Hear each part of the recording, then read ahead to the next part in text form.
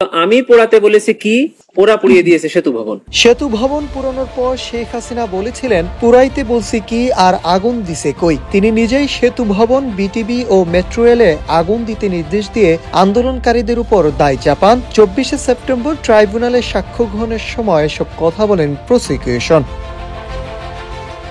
আন্তর্জাতিক ট্রাইব্যুনালে জুলাই গণঅভ্যুত্থানের মানবতা বিরোধী অপরাধের মামলায় শেখ হাসিনা, আসাদুজ্জামান খান কামাল সহ 3 জনের বিরুদ্ধে সাক্ষ্য দেন মামলার 51তম সাক্ষী স্পেশাল ইনভেস্টিগেটিং অফিসার বিচারপতি গোলাম মর্তুজা মজুমদারের নেতৃত্বাধীন আন্তর্জাতিক অপরাধ ট্রাইব্যুনাল 1 থেকে এই সাক্ষ্য গ্রহণ সরাসরি সম্প্রচার করা হয়।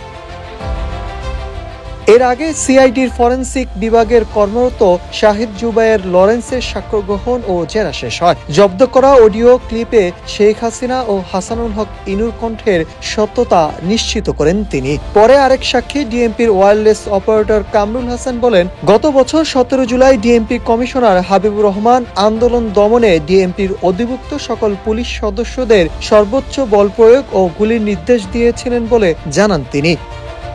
Nahid Hasan, news desk, Ittefaq.